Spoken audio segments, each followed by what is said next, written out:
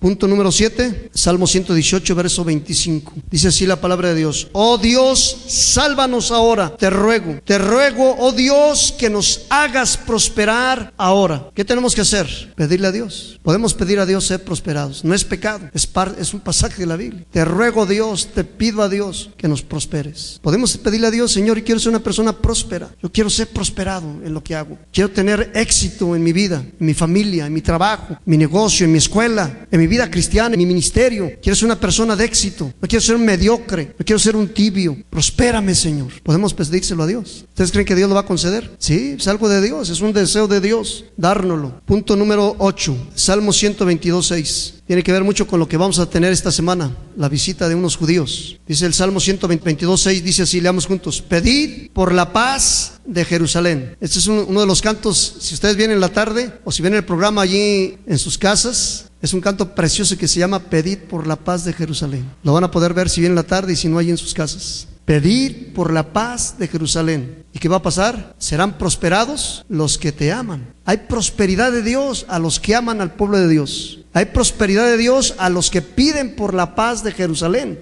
Dios le dejó una promesa a Abraham. Dios le dijo a Abraham y a su descendencia: bendeciré a los que te bendijeren y maldeciré a los que te maldijeren. Hay bendición al bendecir a alguien del pueblo de Dios, del pueblo físico de Dios, a un israelita. Hay bendición de Dios. Tenemos una oportunidad este fin de semana de hacerlo. Y al contrario, hay maldición al que lo maldice. Dile a la persona que está a tu lado: si no bendices, no maldigas.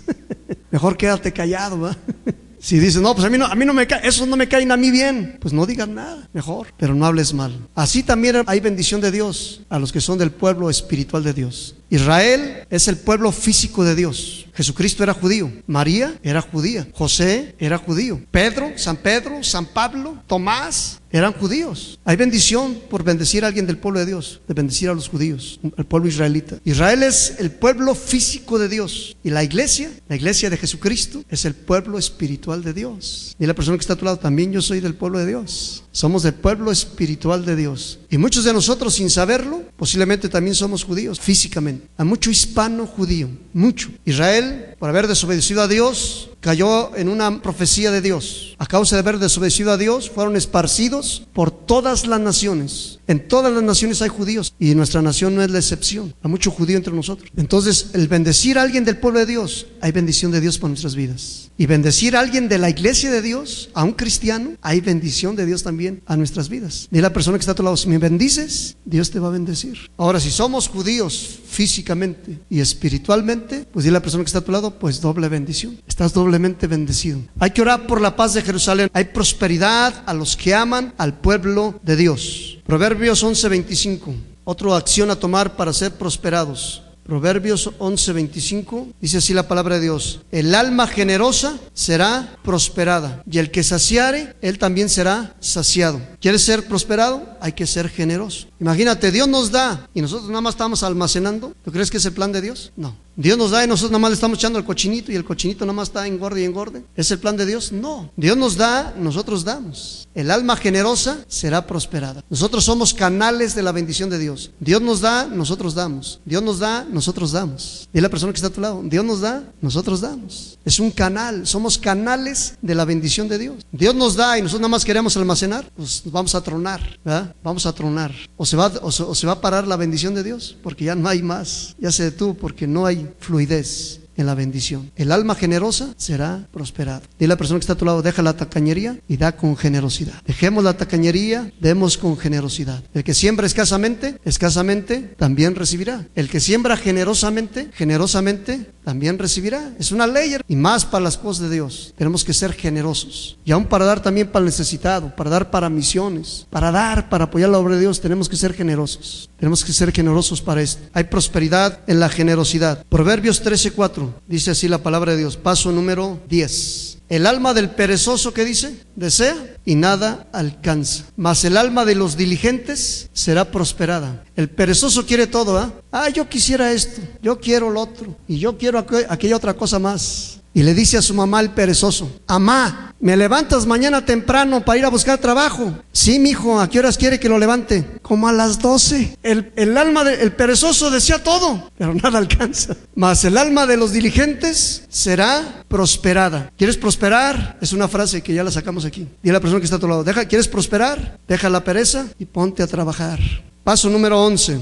Ya llegamos a este pasaje. Si tenías miedo de llegar, ya llegamos. Pero hay bendición de Dios. Último libro del Antiguo Testamento, Malaquías capítulo 3, versos 6. Hay gente que dice: no, eso es del Antiguo Testamento, eso no es del Nuevo Testamento, eso es del Antiguo, o eso ya pasó, eso ya no es para nuestros días. Fíjate lo que dice Malaquías capítulo 3, verso 6. Dice Dios así: porque yo, el Señor, no cambio. Por esto, hijos de Jacob, no habéis sido consumidos. La única razón por la que estamos con vida es por la misericordia de Dios. Dile a la persona que está a tu lado: estamos con vida por la misericordia de Dios, no porque lo merezcamos. ¿Sabes por qué ha muerto tanta gente? Pues solo Dios sabe. Pero ¿sabes por qué estamos con vida? ¿Sabes por qué no nos ha tocado a nosotros? Por la misericordia de Dios. Es que no nos ha tocado a nosotros. Dice el verso 7: desde los días de vuestros padres os habéis apartado de mis leyes, dice Dios. Hay gente que dice: no, es que yo estoy en la religión de mis padres, estoy siguiendo la religión que me dejaron mis padres. Pues dice Dios: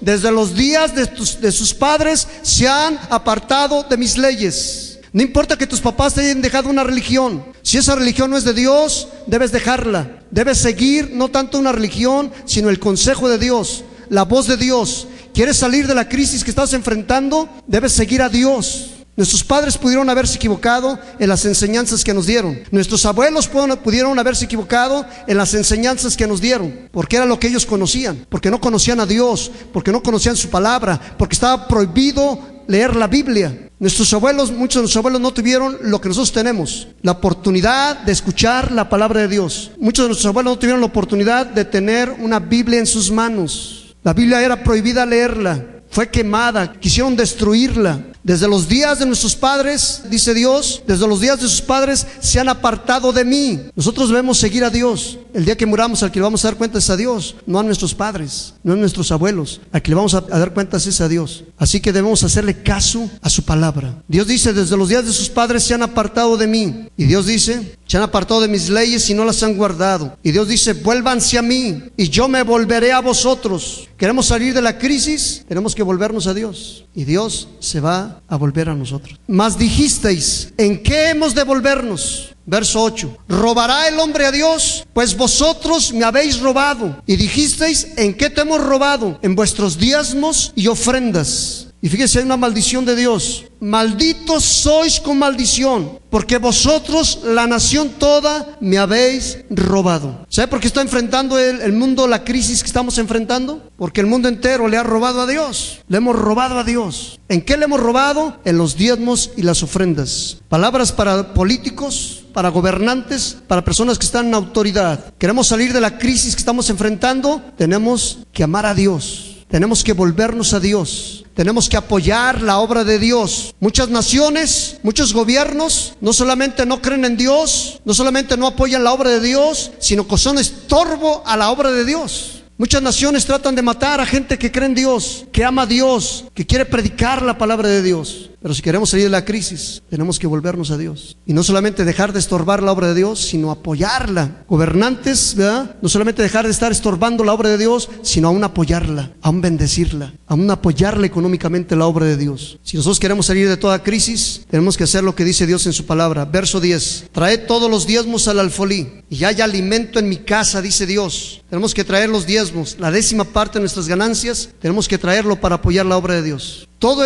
el dinero es de Dios. Dios dice: mío es el oro, mía es la plata. Todo es de Dios. Pero fíjese qué precioso es Dios. Él nos pide solamente el 10%, y el 90% Él nos deja que nosotros lo manejemos. Trae los diezmos a la alfolí, y alimento en mi casa. Y pruébame, dice Dios, pruébame, si no te abriré las ventanas de los cielos y derramaré sobre tu vida bendición hasta que sobreabunde. Dios va a abrir las ventanas de los cielos. Escuché a una persona que dijo: yo nunca había experimentado esto, la sobreabundancia de Dios. Nunca lo había experimentado. Cartera llena, refrigerador lleno, closet lleno, deudas pagadas. Es más, la persona pasa a una promesa de Dios, una bendición de Dios: prestarás y tú no pedirás prestado. Hay una iglesia en los Estados Unidos que Dios la ha bendecido y prosperado de una manera tremenda, que los bancos le piden prestado a la iglesia. Qué tremendo, hermanos, la bendición de Dios. Los bancos son los que le piden prestado. Dile a la persona que está a tu lado, ¿quieres ser de los que prestan o de los que piden prestado? Hay bendición de Dios, sobreabundancia. Viene la sobreabundancia de Dios. Uno dice, wow, es verdad. Dios no quiere que andemos a las apenitas, hermano. Dios no quiere que a la apenitas saquemos el día, apenitas saquemos la semana. La gasolina, el carro nada más con el puro olor. Dios no quiere que andemos con el puro olor.